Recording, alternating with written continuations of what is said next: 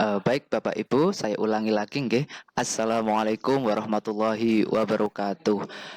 Alhamdulillahirabbil alamin. Pada kesempatan kali ini kita semua bisa bertatap muka walaupun secara daring pada kesempatan yang baik ini untuk selalu belajar dan saling berkolaborasi.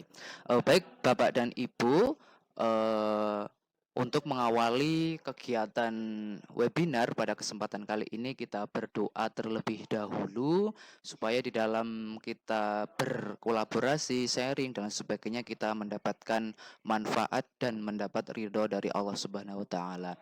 Untuk mengawali kegiatan webinar pada kesempatan kali ini, berdoa menurut kepercayaan dan keyakinan masing-masing, berdoa disilakan.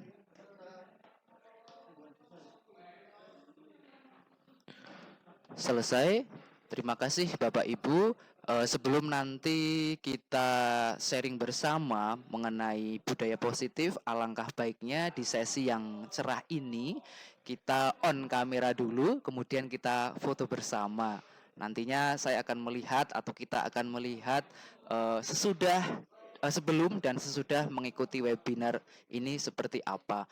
Mohon izin mungkin bagi Bapak Ibu yang sedang free untuk bisa on kamera, kemudian nanti kita foto bersama terlebih dahulu.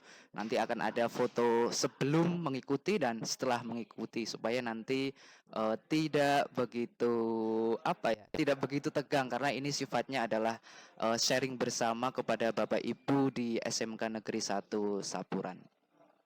Sudah siap nggih Bapak Ibu? Oke, gaya resmi dulu nggih Bapak Ibu. Ya, oke. Eh, Bentar ya, gaya resmi. Oke, satu, dua, tiga. Oke, sebentar saya save dulu nggih.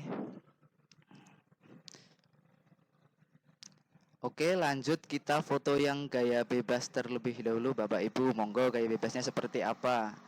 Oke, kalau saya biasanya gini. Oke ya. Monggo gaya bebasnya apa? Monggo kalau ibu-ibu, bapak-bapak biasanya ada yang ini ya, ada yang ini, ada yang seperti oke.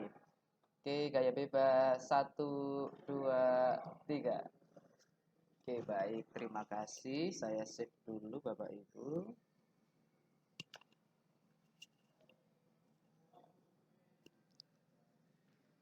Baik Bapak Ibu, barangkali panjenengan ada kegiatan yang lain bisa di on off kamera dan sembari mendengarkan dari apa yang kita sharingkan. Baik Bapak Ibu, pada kesempatan kali ini akan saya sampaikan dan saya sharingkan mengenai budaya positif di sekolah ya. Oke. Kemarin sebelum kami menyampaikan undangan kepada Bapak Ibu sekalian, kami sudah menembusi Bapak Kepala SMK Negeri 1 Saburan, yaitu Bapak Dr. Andes Mulyadi, yang mana pada kesempatan itu sudah disetujui dan sudah diizinkan oleh Bapak Kepala Sekolah, di mana Bapak Kepala Sekolah menyampaikan untuk pesertanya adalah peserta dari warga SMK Negeri 1 Saburan yang di hari itu tidak mengampu, artinya di jadwal pagi itu tidak ada kesibukan kegiatan belajar mengajar. Itu Bapak Ibu untuk informasi pengantar. Untuk selanjutnya langsung saja untuk menghemat waktu akan saya share screen tentang apa yang akan kita bahas pada kesempatan kali ini. Oke, sambil menunggu share screen ya Bapak Ibu.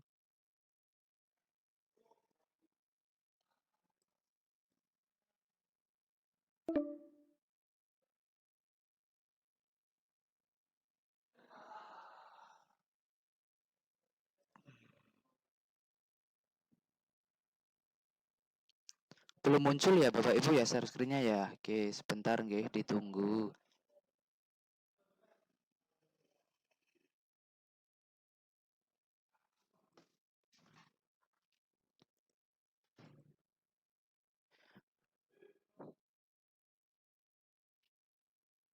Oke, Bapak Ibu sudah muncul nggih Bapak Ibu. Pada kesempatan kali ini nanti kita akan sifatnya adalah sharing bersama dari apa yang saya pelajari. Ini bukan berarti saya menggurui kepada Bapak Ibu sekalian, terlebih di sini adalah guru-guru saya dan senior-senior saya. Intinya sifatnya adalah sharing bersama dan saling berbagi. Baik Bapak Ibu yang kami hormati, pada kesempatan kali ini temanya adalah menumbuhkan karakter dan semangat belajar murid melalui penerapan dan revitalisasi budaya positif di sekolah ya. Khususnya adalah di SMK Negeri 1 Sapuran Kabupaten Wonosobo. Baik Bapak Ibu, sebelum kita lanjut ya terlebih dahulu biasa untuk semangat kita biar menggelora ya, kita biasa yel-yel terlebih dahulu ya. Nanti ketika saya bilang SMK, Bapak Ibu sekalian bilang SMK bisa, SMK hebat, SMK bisa hebat gitu ya. Terus Smeksa Jaya gitu ya. Oke, kita latihan dulu ya. Selamat bergabung. Ini Ibu Amira Rasif, mungkin ini kelihatannya Ibu Tri atau Bu siapa ya? Oke. Oke, selamat bergabung atas nama akun Amira Rasif. Oke. Tadi sudah 6 menit kita mau melakukan pengantar, oke. Oke, kita yel-yel terlebih dahulu nggih Bapak Ibu. SMK bisa, SMK hebat, SMK bisa hebat. Semiksa Jaya. Oke, tepuk tangan untuk kita semua. Baik Bapak dan Ibu, tema kali ini saya sampaikan kembali bagi yang tadi baru datang ya. Temanya adalah menumbuhkan karakter dan semangat belajar murid melalui penerapan dan revitalisasi budaya positif di sekolah.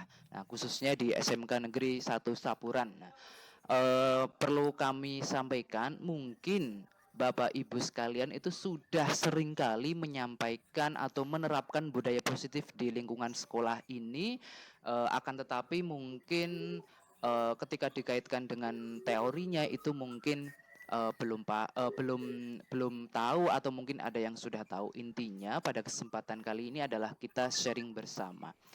Baik Bapak dan Ibu, slide selanjutnya ya. Oke. Oke, sudah tampil nggih Bapak Ibu.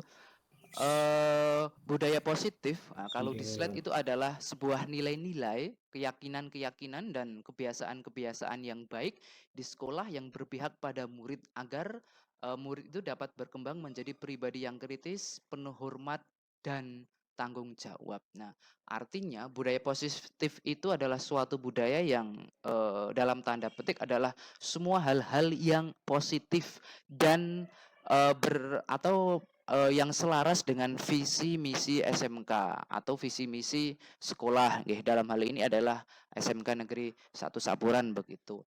Nah, yang perlu kami garis bawahi di sini adalah daripada tujuan budaya positif itu nantinya mengerucut ke ini, ke apa namanya? Karakter profil pelajar Pancasila ya, di mana para pelajar itu seyogyanya harus menjadi pembelajar sepanjang hayat yang memiliki kompetensi global dan perilaku sesuai dengan nilai-nilai Pancasila. Nah, untuk ke bawah seterusnya itu ada budaya 5S, kemudian kalau di industri itu ada budaya 5R lah. Ini yang kita tekankan ya. 5S di sini adalah senyum, salam, sapa, sopan, dan santun. Kemudian adalah 5R, ringkas, rapi, resik, rawat, dan rajin. Itu adalah eh, sekilas terkait budaya positif. Oke, kita next selanjutnya nggih Bapak Ibu. Nah, di dalam budaya positif itu ada beberapa elemen yang mana nanti elemennya adalah menuju ke profil pelajar Pancasila. Nah, yang pertama itu adalah disiplin positif, kemudian yang kedua ada kebutuhan dasar manusia, yang ketiga ada motivasi perilaku manusia. Kemudian yang keempat ada posisi kontrol restitusi, kemudian yang kelima ada keyakinan kelas, dan yang keenam ada segitiga restitusi. Nah, dari keenam itu nanti harapannya adalah menjadikan atau mewujudkan sebuah profil pelajar Pancasila. Oke, baik. Selamat datang Bapak Wisnu Riza Kartika. Tadi kami sudah memulai sekitar 10 menit yang lalu. Monggo bisa mengikuti dengan hikmat. Apabila panjenengan sedang ada kegiatan yang penting atau tidak bisa di on kamera, monggo bisa off kamera, tidak apa-apa. Yang penting nanti ketika sesi foto bersama kita on kamera supaya bisa terlihat di capture. Oke. Baik, bisa didengar nggih suara saya nggih Bapak Ibu? Oke, kita lanjutkan nggih Bapak Wisnu, terima kasih sudah bergabung. Kita lanjutkan ke slide yang selanjutnya. Oke.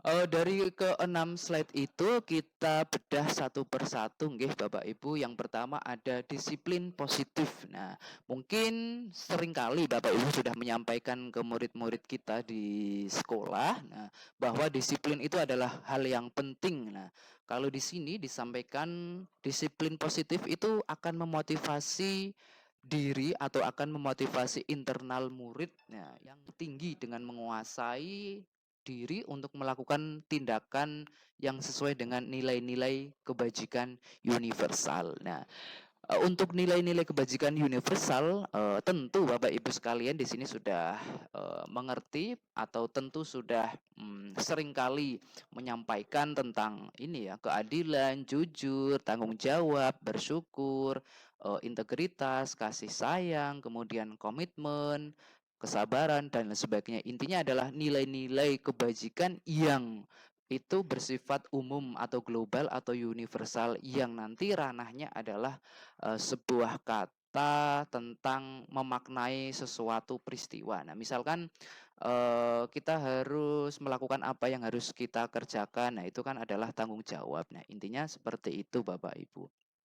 Oke, lanjut kita ke slide selanjutnya nggih Bapak Ibu, supaya nanti waktunya tepat waktu nggih. Oke. Yang selanjutnya adalah kebutuhan dasar manusia ya. Kebutuhan dasar manusia di apa namanya, di elemen yang kedua ini adalah yang pertama adalah bertahan hidup. Nah, yang kemudian diiringi yaitu ada kasih sayang dan rasa cinta, kemudian yang ketiga ada penguasaan, kemudian yang keempat ada kebebasan, dan yang kelima adalah kesenangan. Nah, kita kasih contoh dari kebutuhan dasar manusia yang pertama itu adalah bertahan hidup. Nah, jadi Bapak Ibu sekalian, untuk bertahan hidup sudah paham semua dan tentu Bapak Ibu di sini sudah seringkali melakukan ya, yaitu survival atau kita harus apa namanya ya? Melakukan atau memenuhi kewajiban atau hak kita sebagai manusia untuk bertahan hidup adalah dengan cara apa namanya, beribadah. Beribadah dalam hal ini salah satunya adalah makan minuman dengan cara yang baik, kemudian dari makan dan minuman dari hal-hal yang baik. Intinya bertahan hidup, entah itu makan, kemudian yang suka mungkin di sini kalau ibu-ibu bakso atau mie ayam atau yang lain, intinya adalah itu bertahan hidup, mengonsumsi sesuatu yang baik untuk diri kita. Oke, Bapak Ibu, yang kedua adalah kasih sayang dan rasa cinta. Lah, ini adalah suatu kebutuhan di mana kebutuhan itu adalah sesuatu yang ini, kebutuhan untuk diterima ya, kebutuhan untuk diterima. Oke. Nah, jadi misalkan saya mencintai pasangan saya, kemudian pasangan saya juga saling mencintai saya, berarti adalah saling menerima kebutuhan untuk selalu atau saling diterima. Begitu Bapak Ibu.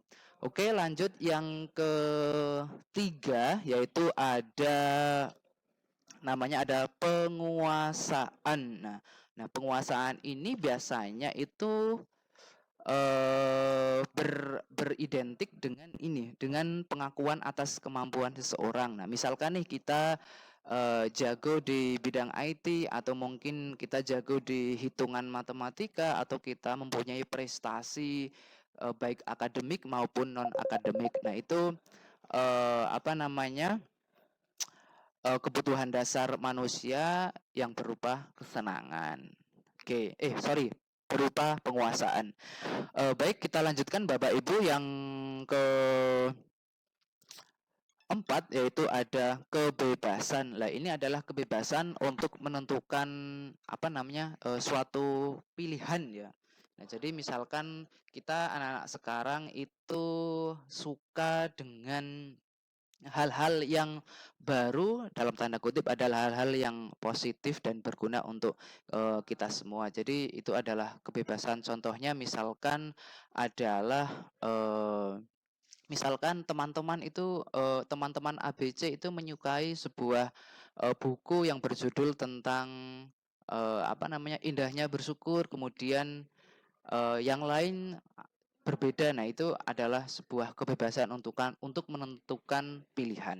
Oke, yang terakhir dari kebutuhan dasar manusia itu adalah kesenangan. Nah, kesenangan ini juga hampir sama dengan kebebasan, tetapi hampir merujuk kepada suatu hal yang itu pribadi. Artinya misalkan, atau bisa dikatakan juga hobi ya. Nah, untuk kesenangan ini misalkan kita contoh, oh ya saya suka kucing karena mungkin kucing itu imut atau yang lain sebagainya. Kemudian saya suka bermain gitar, bermain motor dan sebagainya, itu adalah termasuk suatu kesenangan. Oke, baik Bapak dan Ibu, itu adalah kebutuhan dasar manusia yang tentu Bapak Ibu di sini sudah melaksanakan dan sudah seringkali ya dalam kehidupan sehari-hari. Oke, baik Bapak dan Ibu, kita lanjut yang ketiga elemennya ya, itu tentang motivasi perilaku manusia. Nah, disampaikan menurut Dian Gosson dalam bukunya Restructuring School Discipline, yaitu menyatakan ada 3 alasan motivasi perilaku manusia ya. Yang pertama, untuk menghindari ketidaknyamanan atau hukuman. Yang kedua, untuk mendapatkan imbalan atau penghargaan diri dari orang lain. Kemudian, untuk menjadi orang yang mereka inginkan dan menghargai diri sendiri dengan nilai-nilai yang mereka percaya.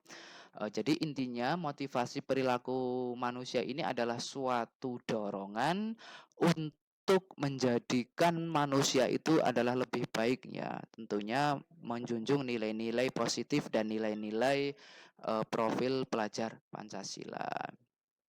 Baik Bapak Ibu, kita lanjutkan untuk yang selanjutnya adalah posisi kontrol restitusi. Nah, ini menurut Gosson lagi ya, telah berkesimpulan bahwa terdapat 5 posisi kontrol yang dapat diterapkan oleh seorang guru. Nah, tentu di sini Bapak Ibu sekalian sudah seringkali menerapkan. Nah, tinggal mana yang seringkali diterapkan, apakah nomor 1, 2, 3, 4 atau 5. Nah, untuk posisi kontrol restitusi seorang guru itu ada nomor 1 adalah pemberi hukuman. Kemudian nomor 2 adalah pemberi rasa bersalah. Kemudian yang ketiga adalah sebagai teman. Yang keempat sebagai pemantau. Dan yang kelima adalah sebagai manajer. Oke. Nah, jadi dari restitusi itu kita ambil contoh seperti ini Bapak Ibu. Kalau saya membuat tabelnya seperti ini. Sebentar sambil saya nunggu share screen. Oke.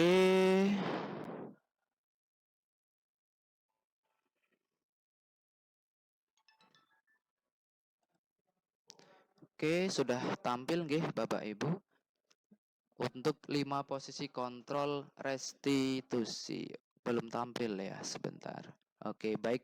Sudah tampil nggih Bapak Ibu, di situ kita bisa lihat posisi kontrol nggih. Oke. Oke, sekedap nggih Bapak Ibu, saya ternyata ada tamu nggih, nggak apa-apa nggih, mohon maaf sebentar nggih Bapak Ibu.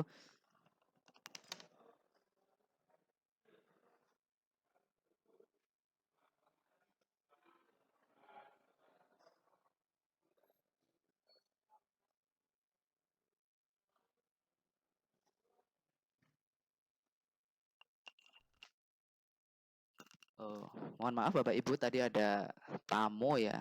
Oke. Kita lanjutkan nggih Bapak Ibu terkait 5 posisi kontrol restitusi ya. Nah, tadi disampaikan sebagai penghukum, pembuat merasa bersalah, kemudian teman, pemantau, dan manajer. Nah, kalau kita lihat dari tabel ini, 5 posisi kontrol restitusi, nah itu awalnya adalah motivasi, kemudian nanti dari motivasi itu atau motivasi eksternal itu ada identitas gagal, kemudian dari motivasi motivasi intrinsik dan eksternal itu digabungkan menjadi identitas sukses lah. Misalkan sebagai contoh adalah seperti ini.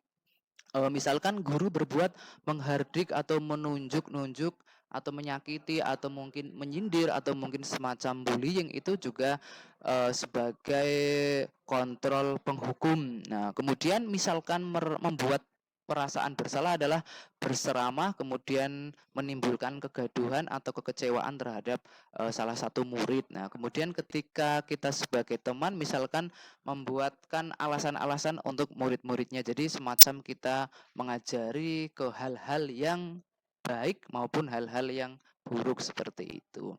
Kemudian untuk sebagai pemantau itu bisa kita menyampaikan ketika kita menginstruksikan untuk menghitung atau mengukur suatu objek. Nah, kemudian kita pantau hasilnya seperti apa. Nah, kemudian untuk kontrol yang terakhir adalah sebagai manajer. Nah, di sini yang ditekankan adalah sebagai manajer. Jadi selain dari keempat itu yang harusnya dimiliki oleh seorang guru adalah sebagai manajer karena kita juga sebagai fasilitator untuk murid-murid kita. Jadi nanti akan lebih enak ketika kita berada di posisi manajer. Jadi kita seperti mengajukan pertanyaan-pertanyaan yang itu bisa menumbuhkan pola pikir anak lah. Nah, pertanyaan-pertanyaan ini nanti kita bisa kaitkan di elemen yang selanjutnya ya. Nanti kita langsung saja ke elemen selanjutnya nggih Bapak Ibu. Oke. Untuk elemen selanjutnya itu ada. Oke, saya belum share screen ya Bapak Ibu. Oke, share screen. Oke. Oke, sudah tampil ya Bapak Ibu. Nah, yang di selanjutnya adalah nanti kita ke keyakinan kelas, kemudian nanti yang terakhir adalah segitiga restitusi. Nah, ini saling berkaitan Bapak Ibu. Nah, poinnya di keyakinan kelas itu adalah sebuah keyakinan yang itu bisa menumbuhkan budaya positif di kelas, baik di kelas maupun lebih luas lagi di sekolah ya.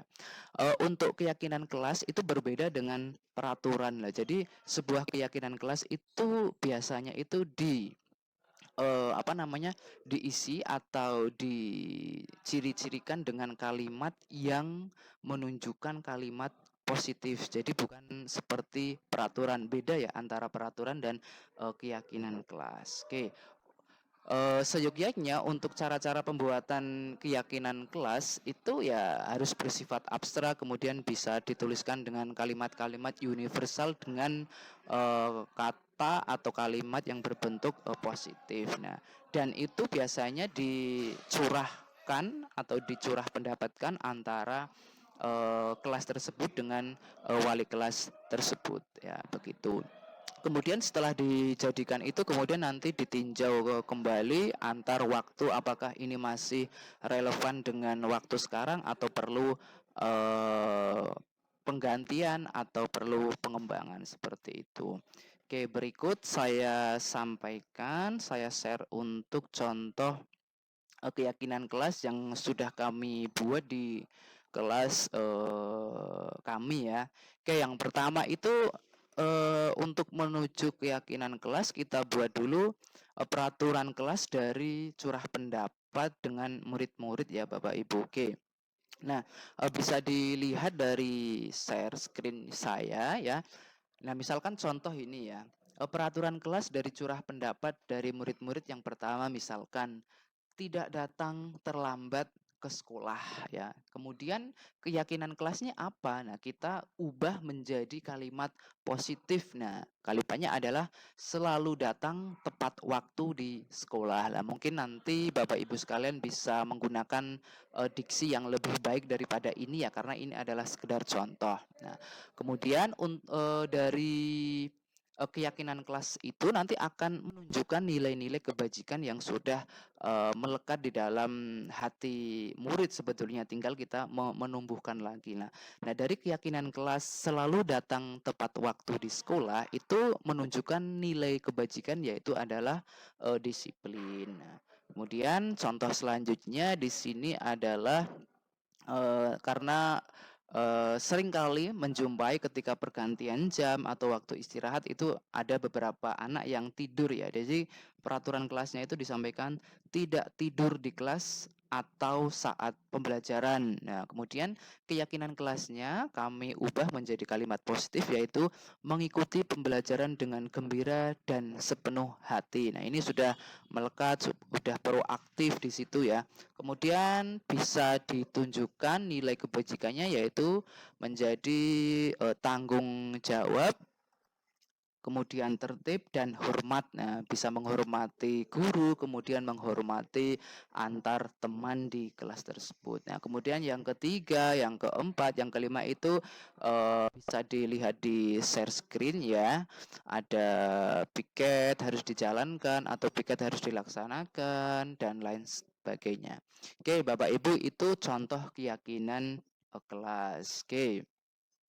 Kita lanjut mengenai ini Bapak Ibu, yang terakhir adalah elemen yang terakhir itu ada segitiga restitusi. Nah, ini biasanya pasti kita sebagai guru itu seringkali bahkan sudah melakukan segitiga restitusi ini ya. Nah, jadi misalkan ada sebuah kasus ya, nanti kita sampaikan di sini ya. Misalkan untuk segitiga restitusi itu adalah sebuah dialog yang dijalankan oleh guru atau orang tua atau mungkin wali kelas atau bisa guru BK dan lain sebagainya, adalah untuk menghasilkan murid yang mandiri dan tanggung jawab. Nah, biasanya di segitiga restitusi ini digunakan untuk mengklarifikasi sebuah kasus ya. Misalkan kasus kepada murid yang dilaksanakan oleh murid itu mungkin mengenai disiplin atau yang lain sebagainya. Nah, di sini ada 3 tahapan dari segitiga restitusi ini ya. Yang pertama adalah menstabilkan identitas, kemudian yang kedua ada validasi tindakan yang salah, kemudian yang ketiga ada menanyakan keyakinan. Oke, baik Bapak Ibu, kita langsung ke contoh saja nggih Bapak Ibu. Oke. Nah, sebagai contoh ya, contoh menangani kasus dengan tahapan segitiga restitusi. Ambillah contoh misalkan anak itu sering terlambat datang ke sekolah ya. Nah, misalkan ini kemarin saya menjumpai kasus itu Mas siapa ini TBSM adalah Mas Dwi Wahyu ya. Sebagai contoh, anak yang bersangkutan adalah sering terlambat, sehingga sesuai dengan mungkin peraturan di sekolah adalah ketika terlambat lebih dari 5 menit atau bahkan 10 menit itu anak tidak diperkenankan untuk masuk sekolah, alias tidak diperkenankan untuk mengikuti KBM. Alhasil anak bukan dipulangkan ya, tapi istilahnya ya mungkin ya tidak boleh masuk karena udah terlambat begitu. Nah, jadi ketika kita menggunakan tahapan segitiga restitusi ini, nah kita panggil anak, kemudian kita enjoy ya, artinya santai dengan muka yang riang, gembira dan penuh aura positif. Nah, langkah pertama kita panggil anak, kemudian kita bisa menyediakan ruang yang itu nyaman di anak ya, misalkan di ruangan yang khusus. Mungkin kalau di bimbingan konseling itu ada ruangan khususnya, pasti Bapak Ibu udah sering kali melakukan hal ini. Nah ya, oke, selamat datang Pak Toto. Iki tadi sudah kami sampaikan dan ini Pak Toto kebetulan sekali selaku guru BK pasti sering kali ya sudah melaksanakan segitiga restitusi dalam menangani sebuah kasus di sekolah. Baik Pak Toto, tanpa mengurangi rasa hormat kami, ini kami lanjutkan ya mengenai segitiga restitusi. Oke, tadi adalah sudah kami sampaikan kita menyediakan ruangan yang nyaman, kemudian ruangan yang intinya enak untuk anak. Nah, langkah pertama atau tahap pertama adalah menstabilkan identitas. Nah, kita bisa menanyakan kepada anak, misalkan nih, apa benar eh, kemarin hari Senin, Selasa, Rabu itu misalkan Mas Dwi itu terlambat karena saya diberi informasi dari taruhlah dari guru BK itu nama yang bersangkutan itu terlambat. Jadi kita itu klarifikasi ke anak bahwa kejadian itu atau ya kasus itu benar atau tidak. Nah, itu kita menstabilkan identitas bahwa peristiwa itu benar-benar terjadi atau hanya isu belaka. Lah, harapannya ketika kita tanya kepada anak itu ya anak dengan jujur menyampaikan pengakuan yang sebenar-benarnya atas peristiwa yang terjadi. Begitu Bapak Ibu. Dari menstabilkan identitas, baru kita tanya ke anak yaitu tentang validasi tindakan yang salah. Misalkan anak itu seringkali terlambat, kita tanya seperti ini. Misalkan kalimatnya adalah Mas, mengenai keterlambatan itu kira-kira perbuatan yang negatif atau positif. Nah, kemudian ketika anak menjawab itu adalah contoh perbuatan yang negatif, berarti anak sudah sadar bahwa melakukan terlambat itu adalah perbuatan yang salah. Jadi kita harus memvalidasi bahwa peristiwa itu dilakukan oleh anak adalah salah satu bentuk peristiwa yang salah atau tindakan yang salah begitu. Nah, kemudian sebelum menayakan keyakinan, lah kita juga bisa memberikan apresiasi atau penghormatannya begini.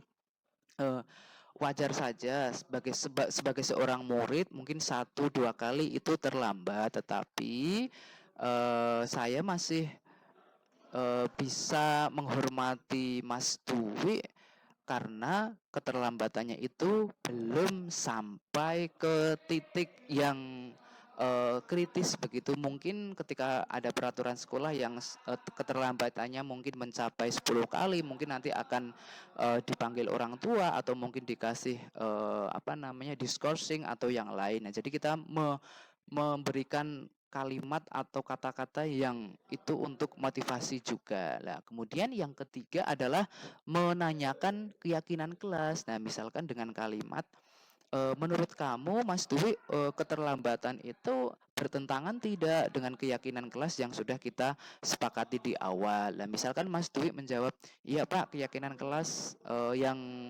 sudah kami sepakati adalah selalu datang tepat waktu di sekolah. Nah, berarti ketika anak-anak kita, murid-murid kita sudah sadar, baru kita kasih penguatan, ya, penguatan. Dan yang terakhir adalah kita tanyanya dengan kalimat contoh seperti ini. Nah, kira-kira Mas Dwi untuk memperbaiki kesalahan ini akan seperti apa? Nah, misalkan Mas Dwi akan menyampaikan, saya akan memperbaiki kesalahan ini dengan datang tepat waktu, kemudian akan memanajemen diri supaya mungkin tidur tidak terlarut malam atau apa seperti itu. Jadi intinya adalah kita menghamba pada murid. Jadi kita sebagai apa namanya? Sebagai kontrol manajer di kelas atau di sekolah itu. Nah, itu Bapak Ibu terkait segitiga restitusi dan beberapa elemen terkait budaya positif. Nah, itu Bapak Ibu yang bisa kami sampaikan. Barangkali ada sesi tanya jawab, monggo kami persilahkan Bapak Ibu bisa raise hand nggih. Monggo Bapak Ibu sekalian ada yang mau menanyakan atau mungkin sharing terkait budaya positif yang mungkin sudah sering kali Bapak Ibu laksanakan di kelas maupun di sekolah, khususnya di SMK Negeri 1 Sapuran ini. Monggo Bapak Ibu, mungkin dari Bu Siswani, Bapak Agus, Ibu Lia atau yang lain. Monggo kami persilahkan.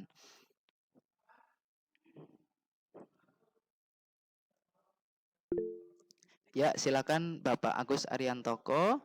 Silakan Bapak. Oke, baik, terima kasih waktunya untuk Pak Aryadi. Sedikit mengenai yang tadi disampaikan ya, setelah saya mengikuti diseminasi budaya positif sekolah, ada satu pertanyaan yang membuat saya itu masih sedikit bingung, Ya, yaitu silakan.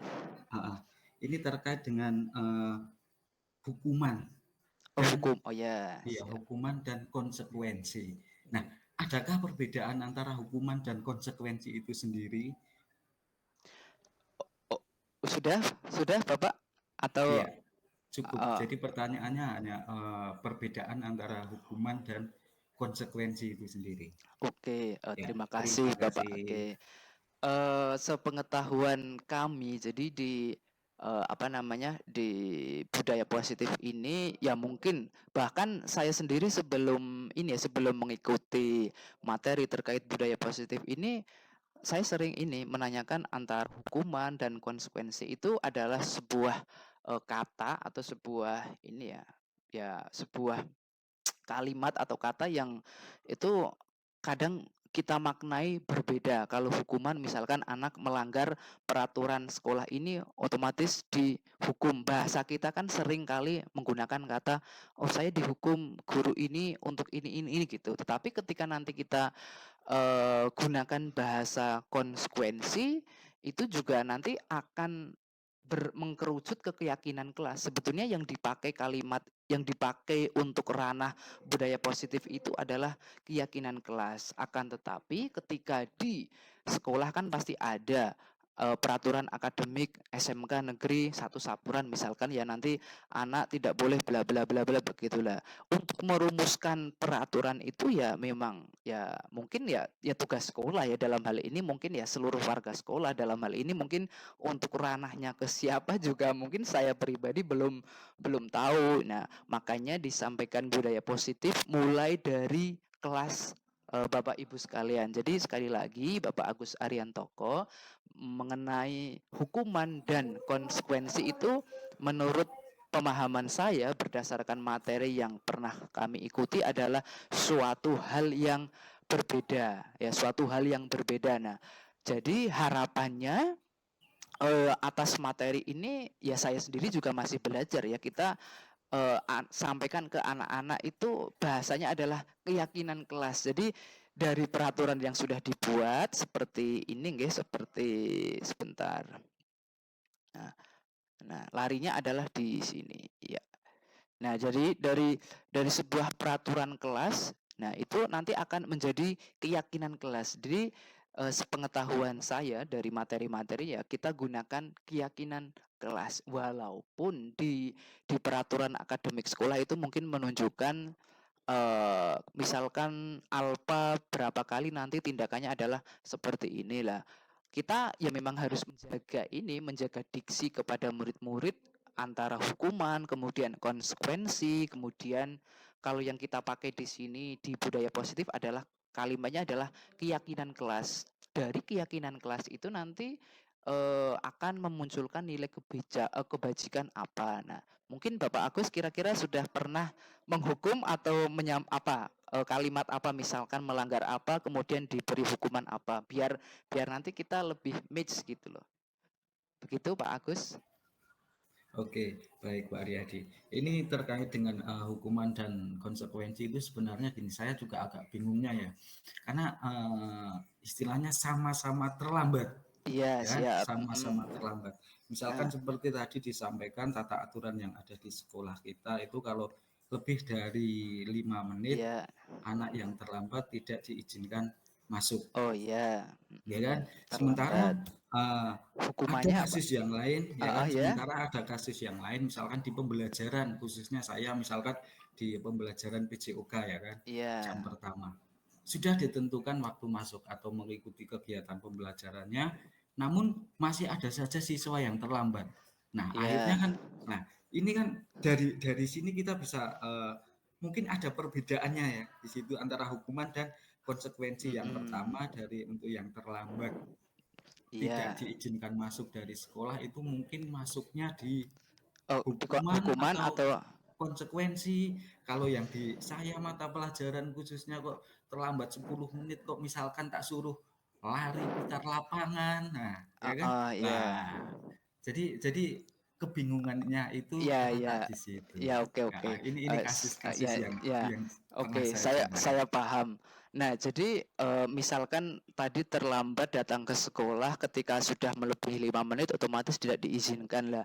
Kalau kita semua sudah menggunakan budaya positif ini, dalam tanda kutip adalah kita memakai kata diksi keyakinan kelas, nanti kita sudah tidak memakai ini. Mungkin kita sudah tidak memakai hukuman sama konsekuensi, karena ya oke lah, saya dulu juga ketika belum mempelajari materi budaya positif ini, kita sering, nanti kita misalkan terlambat mengikuti mata pelajaran, saya taruhlah terlambat 10 menit, konsekuensinya apa mas gitu, konsekuensinya apa, misalkan anak harus apa namanya, membersihkan ini ya, membersihkan kelas atau nanti menata alat-alat ya. Itu kan kita memberikan katanya konsekuen. Tetapi nanti ketika ada nyuwun sewu, mungkin orang tua murid atau yang lain yang kritis-kritis itu, lah itu dihukum dan sebagainya, kan nanti kita juga ini ya, juga kena gitu dari apa yang sudah kita sepakati, walaupun di awal sudah sama-sama sepakat begitu. Makanya nanti kita memang harus hati-hati menangani kasus itu dengan yang namanya adalah segitiga restitusi. Nah, kalau keyakinan kelas ini sudah dijalankan atau sudah ada di setiap kelas, ya kita nanti tidak ada kalimat atau diksi itu hukuman, itu konsekuensi. Itu untuk antara kita dan murid ya, dalam ranah budaya positif. Tetapi dalam ranah mungkin pencapaian, kalau karena kita di SMK mungkin pencapaian kompetensi, nanti ketika tidak lulus kompetensi ini konsekuensinya adalah harus mengulang. Itu bisa, tetapi kita memang disarankan untuk meninjau ulang keyakinan kelas dengan diksi adalah keyakinan kelas. Nah, dan keyakinan kelas ini ya boleh banyak ya, dan ini bukan bertentangan dengan peraturan sekolah. Lah, mungkin sebagai contoh, ketika peraturan sekolah itu masih dengan kalimat tidak boleh merokok di sekolah, itu kan peraturannya ya, mungkin dibuat keyakinan sekolah atau kalau ini kemarin saya dapatkan lebih menjurus ke keyakinan kelas, barangkali mau diubah keyakinan sekolah, yaitu adalah kebijakan kebijakan sekolah ya, atau pengembangan dari keyakinan kelas ke keyakinan sekolah begitu ya. Mungkin ketika kalimatnya peraturan tidak boleh ini di sekolah, kemudian keyakinan kelasnya adalah ya itu tadi, kan sudah ini, sudah mengikuti pembelajaran dan gembira dengan sepenuh hati lah. Ini artinya sudah mencerminkan bahwa profil pelajar Pancasila itu kan tidak, salah satunya mungkin tetap tidak boleh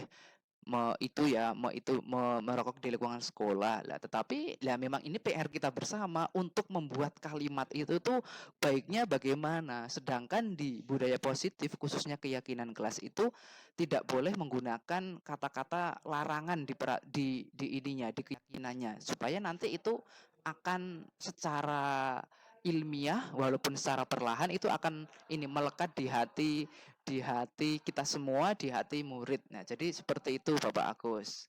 Nah, jadi ya kita memang harus menggunakan kata keyakinan kelas. Kalau nanti kita menggunakan kata nanti konsekuensinya seperti ini ya, ya kita sambil belajar sambil melangkah itu mungkin nggak apa-apa. Begitu Bapak Agus. Oke, terima kasih. Oke, oke, terima kasih Pak Agus. Oke, tepuk tangan ya. Barangkali dari Bapak Ibu yang lain ada yang mau disampaikan, monggo. Sebelum nanti kita akhiri dengan sesi foto bersama, atau lewat chat juga bisa Bapak Ibu. Oke, barangkali nggak ada nih Bapak Ibu. Kalau tidak ada, eh, sebelum kita sesi foto bersama, saya sampaikan kita tidak menutup kemungkinan akan mungkin diskusi di luar daring ini karena mungkin daring ini adalah waktunya terbatas. Mungkin ada Bapak Ibu yang sedang mengerjakan tugas dan tanggung jawab di sekolah masing-masing, di kelas masing-masing. Jadi harapannya kita bisa diskusi di luar webinar ini, bisa ketika mungkin jam-jam istirahat atau ketika kita ketemu langsung di SMK Negeri 1 Saburan ini. Itu Bapak Ibu yang saya sampaikan, semoga dapat bermanfaat dan menginspirasi untuk kita semua. Untuk itu saya akhiri dengan salam. Setelah itu nanti kita foto bersama. Baik Bapak Ibu, semoga bermanfaat dan berkah. Salam sukses untuk kita semua. Amin. Saya akhirul kalam. Wassalamualaikum warahmatullahi wabarakatuh. Waalaikumsalam warahmatullahi Oke, mungkin sebelum kita live, Bapak Ibu bisa on kamera untuk kita sesi foto bersama, Bapak Ibu, biar kelihatan gayeng, nggih, Bapak Ibu.